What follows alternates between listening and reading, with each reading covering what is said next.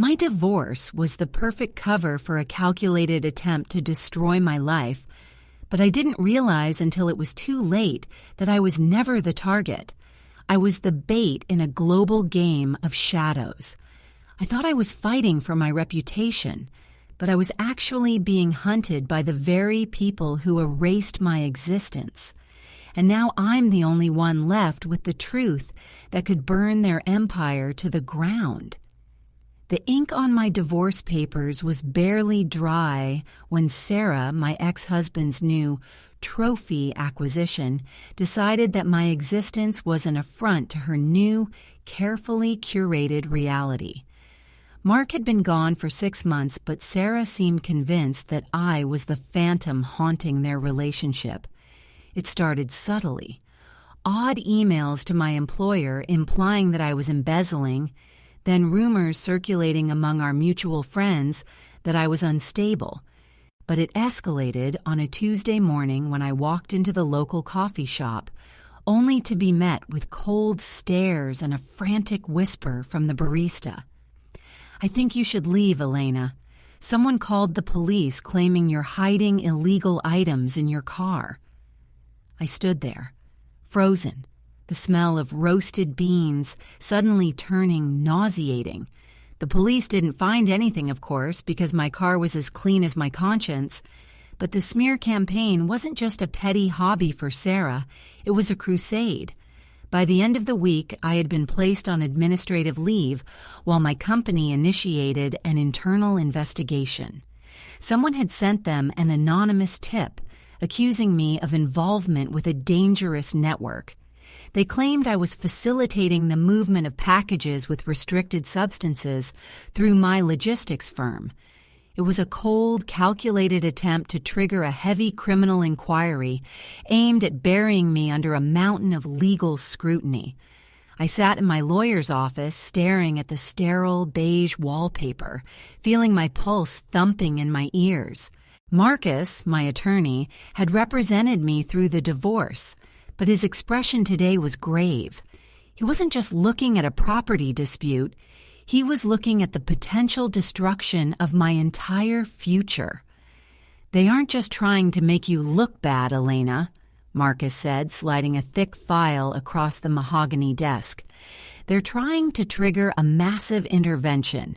This accusation is designed to bring the sluzhba neutrone bezopasnosti down on your head. If they treat this as a serious, organized scheme, you're looking at decades of legal hell." I opened the file. It was a collection of screenshots, server logs, and printed transcripts of private messages. My stomach dropped. It was all there. Forged conversations, photoshopped receipts, and time-stamped accusations linking my IP address to anonymous forums. It was terrifyingly detailed. Sarah hadn't just been spreading gossip. She had been building a digital prison for me. "How did she get my digital footprint?" I whispered, my voice trembling. "This is sophisticated stuff. She's a yoga instructor, Marcus. She doesn't know how to mask an IP address or forge server logs." Marcus leaned back, his eyes narrowing. "She didn't do it alone.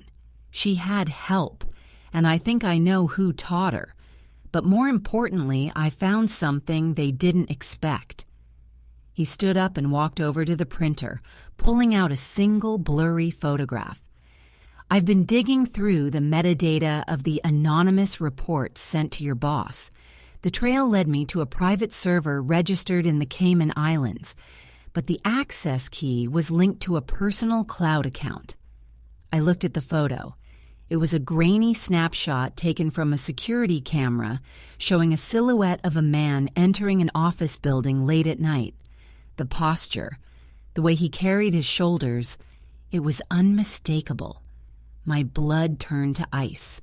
It was Mark. "He's not just watching you, Elena," Marcus continued, his voice dropping to a low, dangerous whisper. "He's orchestrating the downfall of your professional life to ensure you lose everything, your reputation, your assets, and your freedom. and he's using Sarah as the face of the operation so he can stay in the shadows. I felt the room tilt. All the times Mark had acted concerned, checking in to see how I was coping after the divorce. It was all a ruse to monitor how much damage they were successfully inflicting. I was being hunted by the man I had spent 10 years of my life with. "There's more," Marcus said, pointing to a file on his laptop. I managed to intercept an encrypted email sent from Sarah's account just 20 minutes ago. It wasn't sent to the police or your boss. It was sent to a contact within the precinct. She's planning to plant evidence in your storage unit tomorrow morning. If they find it, you'll be arrested on the spot, and the accusations will become impossible to shake. My breath hitched. My storage unit. The one place I kept all the remaining heirlooms from our marriage. If they planted evidence there would be no coming back. I looked at Marcus, panic rising in my throat. "We have to go to the police. We have to stop her." "We can't just go to the police," Marcus replied, his jaw tight. "If we go now, they'll scrub the evidence and blame it on a glitch or a misunderstanding. We need to catch them in the act. But there's a risk, Elena, a massive one." I stood up, gripping the edge of the desk until my knuckles turned white. "I'm not going to let them destroy me. Tell me what I have to do." Marcus looked at me, a flicker of hesitation in his eyes, before he pulled out a small, unassuming digital device. "They're going to the unit at dawn. We're going to be waiting inside, but not in the way they expect. I've contacted an old associate, a forensic expert who can ensure that once they step foot in that unit, every action they take, every conversation they have, and every piece of evidence they try to plant is recorded and transmitted directly to the authorities." The plan sounded like a suicide mission, but the alternative was a lifetime of ruin. As I left his office, the city lights blurred through the rain-streaked window. I drove toward the storage facility, my heart hammering against my ribs. I parked a block away, watching the dark, silent rows of metal doors. Suddenly, a pair of headlights flickered on in the distance, slowly crawling toward my building. My phone vibrated, a text from an unknown number. I opened it, and the screen illuminated my face in the dark cab. It was a photo of me sitting in my car, taken just seconds ago from the trees across the street. The caption read, "You really should have left town, Elena. It's too late to run now." The message glowed in the darkness, the letters burning into my vision like a death sentence. My pulse spiked, a frantic bird trapped in my chest. I scrambled to lock the car doors, my fingers slipping on the plastic handle. I wasn't just being watched. I was being hunted by someone who was currently close enough to see the terror in my eyes. I glanced at the rearview mirror, but the street behind me was a hollow void of shadows and flickering orange streetlights. The storage facility loomed ahead, a labyrinth of rusted metal and broken dreams. I looked at the dark silhouette of the complex, then down at my phone. The notification icon for an encrypted file appeared, a live feed from Marcus's team. They were already inside. They were already in position. I stepped out of the car, the cold air biting into my skin, and began to walk toward the gate. My footsteps sounded like gunshots in the silence. Every instinct I had screamed at me to run, to start my engine and drive until the gas ran out. But the thought of Mark and Sarah winning, of them standing over the wreckage of my life with smug, triumphant smiles, pushed me forward. I reached my unit, number 412, and hesitated. The padlock felt unnaturally heavy. I slid my key into the mechanism, the metal groaning as I turned it. The door rolled up with a screech that seemed to echo for miles. The inside was dark, smelling of dust and old cardboard. I stepped in and the motion sensor light clicked on, revealing the stacks of boxes I hadn't touched in months. I walked toward the back, my heart pounding so hard I felt lightheaded. Marcus had told me to stay in the corner behind the heavy shelves and wait for the signal. 5 minutes passed, then 10. The silence was absolute, heavier than any noise could ever be. My phone vibrated again. A new text from the unknown number. "Look to your left, Elena. Don't scream." I froze. My gaze drifted to the left, toward the gap between a stack of chairs and the wall. There, tucked behind a box, was a small, blinking red light, a hidden camera. They weren't just planning to trap me, they were recording me. They wanted to capture my fear, my breakdown, maybe even my reaction to whatever evidence they were about to plant. They wanted me on tape, looking guilty. Suddenly, the crunch of gravel outside broke the silence. A car engine cut out, followed by the soft, deliberate sound of a door closing. Footsteps approached the row of units, slow and measured. They weren't hiding. They were confident. I crouched lower, my breath hitching in my throat as the shadow of a person stretched under the bottom of my unit's door. "You're sure she's inside?" a voice whispered. It was Sarah. The sound was like acid on my nerves, thin, sharp, and dripping with malice. The tracker on her phone stopped moving exactly where we parked, Mark's voice replied. It was low, calm, and terrifyingly cold. I had lived with that voice for a decade.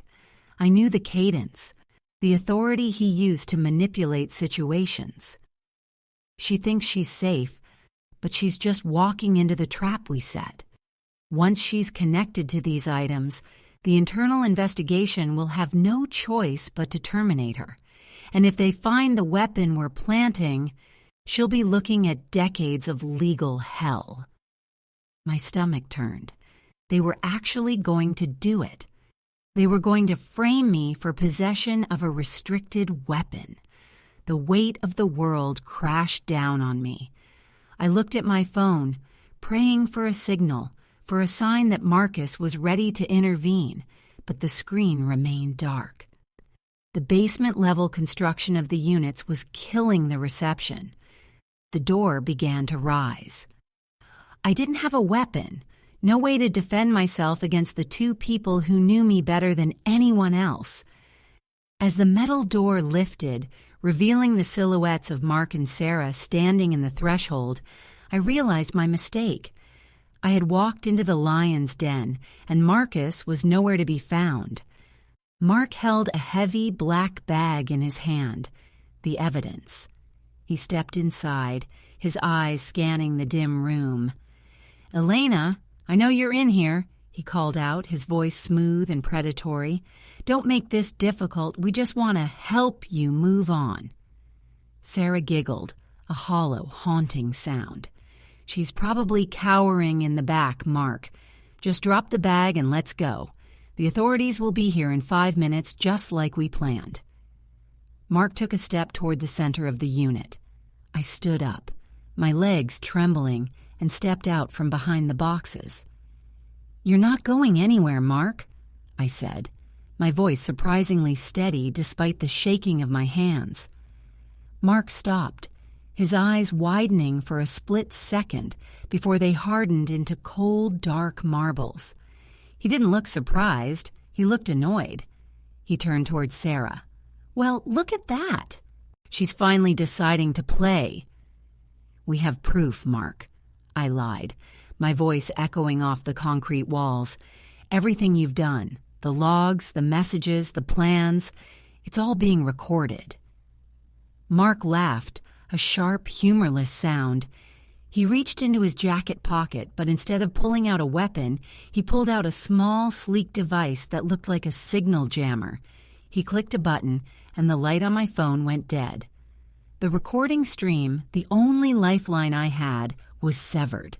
"Proof?" Mark sneered, stepping closer until he was just a few feet away. "Elena, you don't have anything. You're alone in a storage unit with two people who are about to finish you." Sarah stepped forward, her hand reaching into her purse to pull out a phone. "I'm calling the police now, Mark. Should I tell them she's armed and dangerous?" Mark smiled, that familiar charming smile that had once convinced me he was a good man. "Tell them exactly that, darling. Tell them she tried to come at us with this." He held up the heavy black bag. I looked for an escape route, but they were blocking the door. Then the sound of a sirens began to wail in the distance, far away, but getting closer. Mark looked at his watch, his expression turning into a mask of pure triumph. "Perfect timing. Now, Elena, let's see you explain how you ended up with this in your possession." He swung the bag toward me, but as he moved, he slipped on the loose gravel near the door. The bag fell, hitting the floor with a heavy, metallic thud. It split open, and instead of a weapon, a flood of hundreds of documents spilled out across the floor. Photographs of Mark, ledgers of his private accounts, and emails between him and a notorious offshore firm. It wasn't the evidence of a crime, it was evidence of his entire professional history of fraud. Mark turned deathly pale. He lunged for the papers, his composure shattering. "Where did you get these?" he roared, his voice cracking. Before I could answer, the roar of an engine pulled into the facility, and bright, blinding spotlights flooded the storage unit. The police were here, but they weren't looking at me. They were standing directly behind Mark, their weapons drawn but not pointed at me. "Mark Thompson," a voice boomed from the doorway, cold and official. "You're under arrest for grand fraud and the attempted manufacturing of a false criminal case." Mark spun around, his mouth agape, as a team of officers swarmed the room. He looked at me, then at the scattered files on the ground, then back to the officer who had just shackled his hands. But then, as he was dragged away, he looked at Sarah, and she didn't look horrified. She looked at the police, then back at me, and suddenly her face changed. She pulled a small, concealed microphone from her collar and handed it to the officer. "I've been recording him since you approached me," she whispered to me, her voice devoid of the malice from a moment ago. "I'm not his girlfriend, Elena. I'm an undercover operative for the Sluzhba Vnutrennei Bezopasnosti. He didn't just target you. He was the primary suspect in our investigation for months. You were just the bait we used to get him to slip up." I stood there, paralyzed, as the world fell apart. My ex-husband was being dragged away, and the woman I hated, the woman who had been stalking me, was actually a federal agent who had been using my life as a chessboard. But as she walked toward me to explain, she froze, her gaze shifting to the open doorway behind the police. There, standing in the shadows of the facility, was someone I hadn't seen in years, someone who was supposed to be dead. He held a phone, and he was smiling. "I told you, Elena," the man whispered, his voice sending a chill down my spine that had nothing to do with the night air. Mark was just the beginning. The silhouette in the doorway was unmistakable, despite the decade that had passed since I last saw him. It was my brother, Julian, or rather, the man who was supposed to have perished in the wreck that tore my family apart when I was 20. My heart felt as though it had stopped beating entirely, the blood turning to sludge in my veins. The agents were busy dragging Mark toward the patrol vehicles, the commotion of handcuffs and shouting filling the night, but everything faded into a muted, distorted hum as I stared at the man in the shadows. "Julian," I choked out the word, the name feeling foreign on my tongue. The man stepped forward, the moonlight catching his features. It was him, the same scar above his left eyebrow, the same way he leaned slightly to the right, as if carrying the weight of a secret. He wasn't smiling in a way that suggested a happy reunion. His expression was grim, eyes scanning the perimeter with the precision of a professional. "Don't call me that," he said, his voice dropping to a harsh whisper that cut through the chaos of the police intervention. "Not here, and certainly not where these people can hear you." Sarah, or whatever her real name was, didn't react to his arrival. She was still busy filing reports with the officers, her back turned to us. Julian reached into his coat, and for a terrifying second, I thought he might be drawing a weapon. Instead, he pulled out a slim black folder and pressed it into my hand. His skin was ice cold.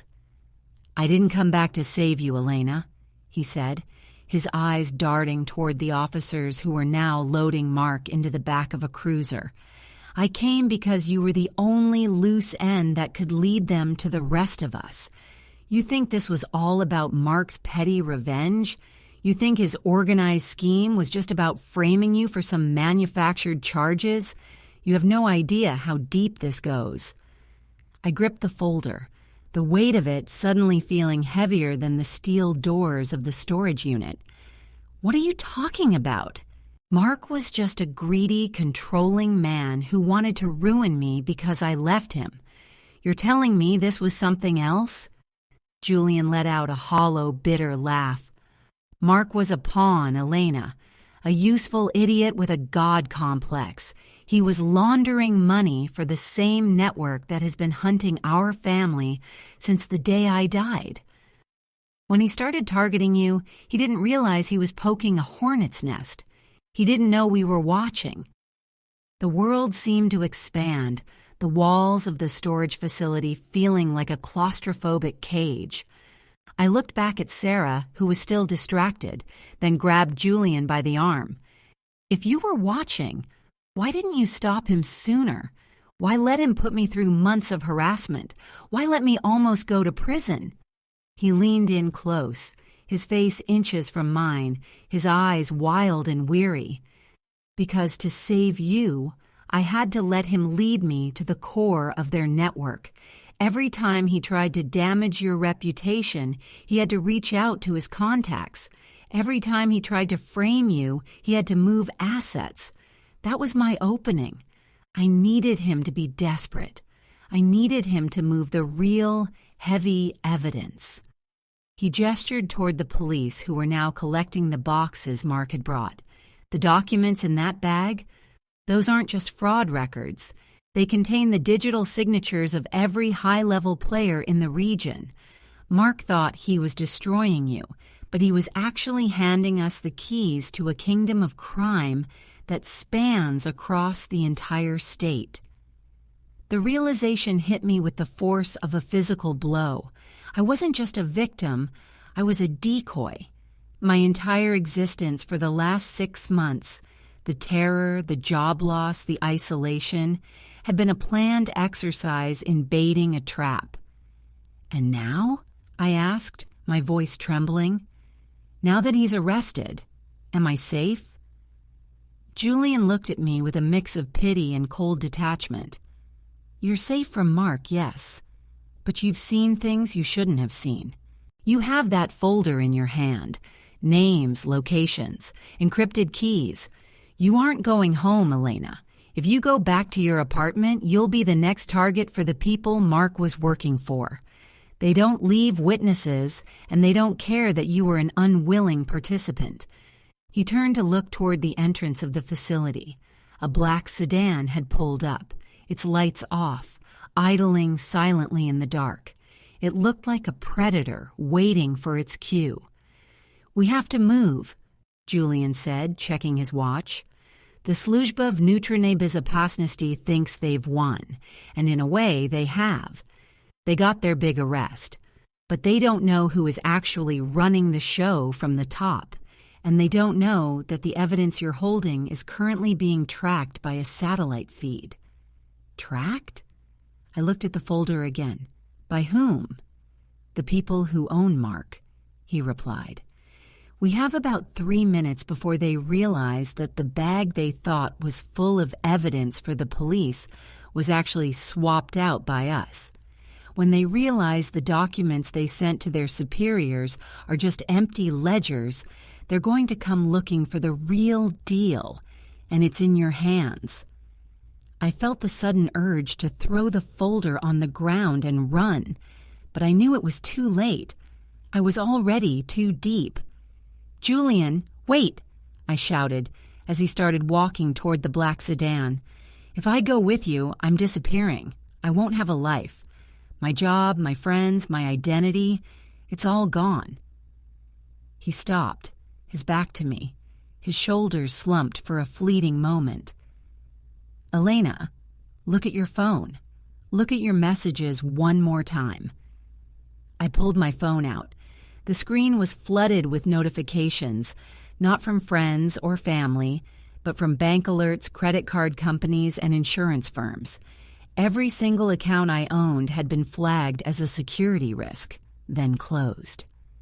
My entire life had been wiped off the digital map while I was standing here. I was legally a ghost. "They didn't just target your reputation," Julian said, finally turning back to look at me. "They erased your existence. You have nothing to go back to, but if you come with me, you might just get to decide how this ends." I looked at the patrol car where Mark was sitting in the back, staring out the window with a look of pure, unadulterated hatred. Not at the police, but at me. Then I looked at Sarah, who was watching us now, her face void of emotion, signaling to someone in the shadows. "Who is she working for, Julian?" I asked, pointing at Sarah. Julian's eyes darkened. "That's the worst part, Elena. She's not just a federal agent. She's the one who gave the order to erase you today. She was never on your side. She was just cleaning up the mess." Before I could process the betrayal, the sound of a high-pitched whistle cut through the air. A bullet shattered the window of the storage unit next to us, the glass spraying like diamonds. The police officers scrambled, weapons drawn, but they weren't looking at us. They were looking at the roof of the warehouse across the street. "Get down!" Julian yelled, tackling me to the ground, just as a second shot pinged off the metal frame of the door. As I lay on the cold, gravel-strewn concrete, my phone buzzed one last time. A message from an unknown sender flashed on the screen, the light bright against the darkness.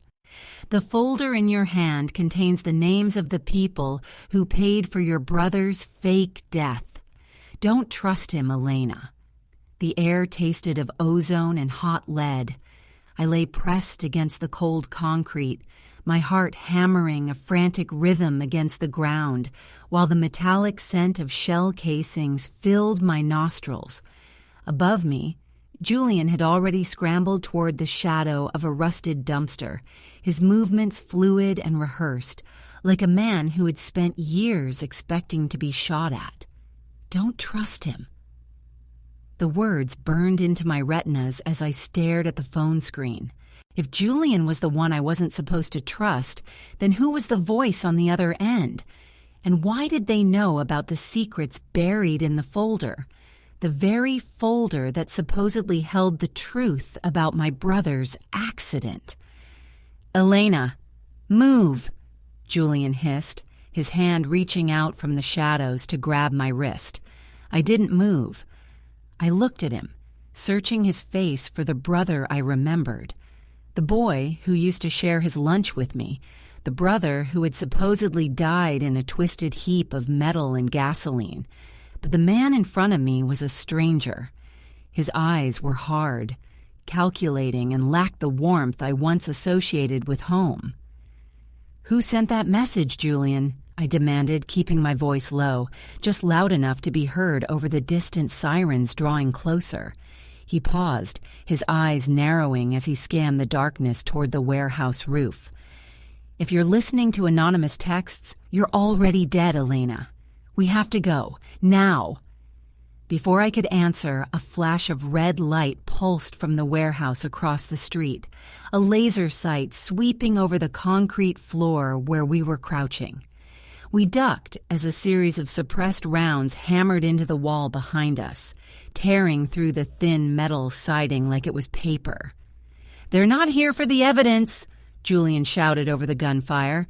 "They're here to wipe the slate clean. They don't want the files back. They want every person who has touched them silenced.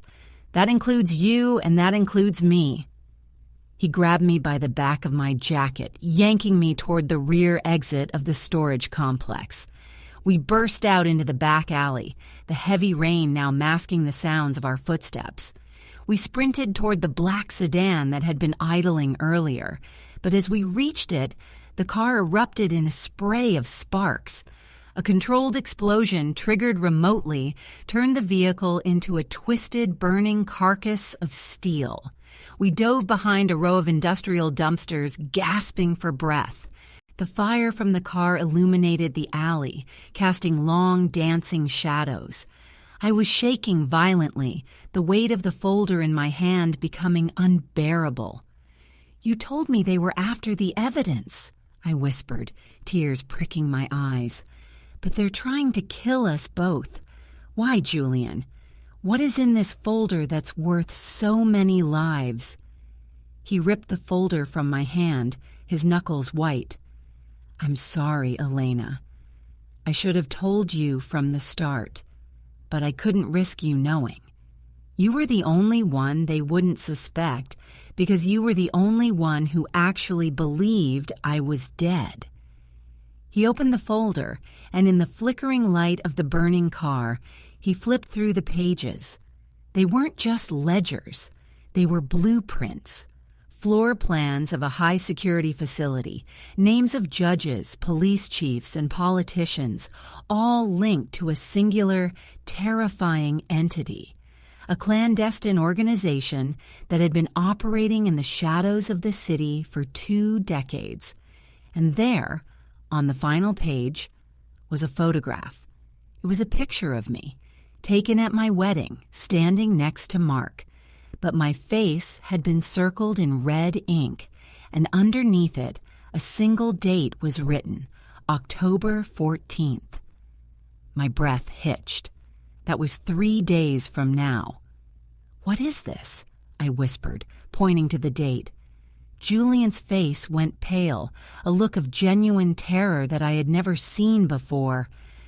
"It's not a target date, Elena. It's a liquidation date.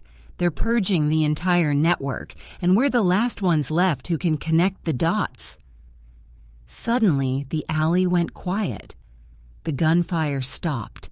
The sirens were everywhere now, surrounding the block, but they didn't sound like police. The pitch was wrong. Too steady, too synchronized. A spotlight from a low-flying helicopter swept over the alley, bathing us in blinding white light. "Don't move!" A voice boomed from the air, echoing through the narrow space. Julian stood up slowly, his hands held high, but he didn't look defeated. He looked resigned. He looked at me, a sad, ghost-like smile touching his lips. "I'm sorry, little sister. I really am." He reached into his pocket, but instead of a weapon, he pulled out a small metallic flash drive. He shoved it into my hand and whispered, "Run. Get to the subway station on 4th Street. Find the locker marked 802. Don't look back. Don't answer your phone. And for God's sake, don't trust anyone who mentions the name Marcus." "Marcus?" I gasped. "But Marcus is my lawyer. He's the one who helped me." Julian grabbed my shoulders, his grip bruising. "Marcus is the one who sold you to them the second you walked into his office. He wasn't your lawyer, Elena. He was their cleaner." Before I could process the betrayal, the black-clad figures descended from the rooftops, rappelling down like spiders on silk threads. They moved with a terrifying rhythmic precision. Julian pushed me hard toward a narrow storm drain opening, a gap in the fence hidden by overgrown weeds. "Go!" he screamed, pulling a small handheld device from his vest. As I scrambled through the fence, I heard a high-pitched whine, followed by a massive surge of electricity that lit up the entire alley. A blinding pulse of blue light shattered the darkness, knocking me to the ground. When I finally cleared my vision and scrambled to my feet, the alley was empty. The shooters were gone. The police were gone. And Julian was gone. I stood in the silence, clutching the flash drive as if it were my own beating heart. I was alone, penniless, and hunted by everyone I had trusted. My phone began to vibrate in my pocket, a constant rhythmic buzz. I pulled it out, expecting a threat, but it was a video call request. The caller ID was simply, "Brother." I pressed accept, but it wasn't Julian's face on the screen. It was my own face, taken from a hidden camera that was currently live streaming me from somewhere behind me. And as I stared at the feed, a hand entered the frame, reaching out from the darkness to rest gently on my shoulder. A voice, cold and familiar, whispered right into my ear, "I told you, Elena. You really should have left town." The cold, firm grip on my shoulder sent a jolt of ice straight to my marrow. I froze, the flash drive in my hand slick with the sweat of my palm. I turned my head slowly, expecting to see a masked assassin, but instead I found Sarah standing there, her gun lowered, her expression devoid of the icy cruelty she'd worn at the storage unit. She looked tired, bone-deep, soul-crushing tired. "Don't scream," she whispered, her voice cracking. "And put the phone down, Elena. The feed is a loop. They're watching, but they're seeing a ghost." I stared at her, my mind reeling. You're the one who was hunting me. You're the one who orchestrated this entire nightmare." "I was the one who was assigned to clean up the mess Mark made," she corrected, stepping into the shadows of the alley. "I wasn't hunting you. I was trying to keep you alive long enough for Julian to do what he had to do. Do you have the drive?" I held it out, my hand trembling. "Julian told me he was my brother. He told me he was working against the network. Who is he, really?" Sarah sighed, a bitter sound that echoed off the damp brick walls. "Julian died 10 years ago, Elena. The man you saw tonight is an operative, a deep-cover asset whose life mission has been to dismantle the very organization that killed your real brother. He used your grief, and he used your connection to Mark to flush out the top tier of their command structure. He used you as bait, yes, but he also did it to protect you from being erased. He knew that once Mark started his smear campaign, you were already marked for termination." The weight of the truth felt like it might collapse my lungs. Every memory I had of Julian, the way he looked, the way he spoke, was just a tactical construct, a performance designed to manipulate me into playing my part in a shadow war. "Where is he now?" I asked, my voice hollow. "Gone. He had to be. He's the sacrifice, Elena. The entire network is collapsing because he fed them the bait they couldn't resist. They think they've caught him, and they think they've secured the evidence, but they're chasing shadows." Sarah reached into her tactical vest and pulled out a burner phone and a set of keys. "These are for a car parked 3 blocks north. It's clean. There's a ticket inside for a flight leaving in 4 hours. You're going to disappear. Not because you're a criminal, but because you're the only person left who knows the truth about what happened here tonight." I looked at the keys, then at Sarah. "What about Marcus? He's the one who started this. He's the one who was supposed to be my legal protection." Sarah's eyes glinted with a cold, sharp satisfaction. "Marcus isn't a lawyer anymore. He's currently in an interrogation room at the Sluzhba Vnutrennyi Bezopasnosti, and he's talking. He's giving them everything. The organized scheme that Mark and his cronies built is being dismantled piece by piece as we speak, but you have to go. I took the keys, the metal biting into my skin. Why are you doing this, Sarah? After everything. She looked up at the night sky, watching a drone circle high above in the clouds. Because I was you once, Elena. I was the bait, too. And someone gave me these same keys. Now go. Before they realize the drive you're holding is a master decryption key for the entire network's servers. Once you get to the airport, use it to upload the contents to the public server listed on the back of the drive. The moment you hit send, the world will know everything. Their reach, their funding, their political reach, it will all be exposed. They won't be able to hide anymore. I didn't wait for another word. I turned and ran, my boots splashing through the puddles, my heart pounding a rhythm of frantic liberation. I reached the car, a nondescript gray sedan, and drove toward the airport with the kind of focus I didn't know I possessed. The city lights blurred into long streaks of color as I wove through the empty streets, feeling like an apparition in a world that no longer recognized me. When I reached the airport, I didn't head for the terminal. I found a quiet, secluded corner near the maintenance bays, plugged the drive into my laptop, and watched the progress bar crawl across the screen. 10%, 40%, 80%. Upload complete. The notification pinged, a soft final sound that signaled the end of my past life. The screen glowed with the files, thousands of pages of corruption, names of powerful men, and the grim reality of the shadow organization that had held the city in its grip for 2 decades.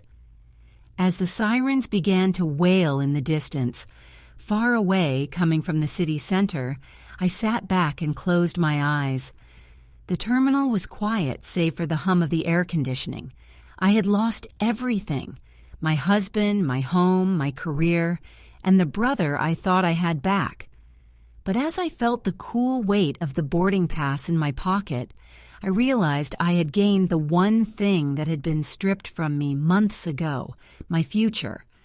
I walked toward the gate, not looking back. Somewhere out there, the truth was spreading, a digital wildfire that no amount of power or money could extinguish.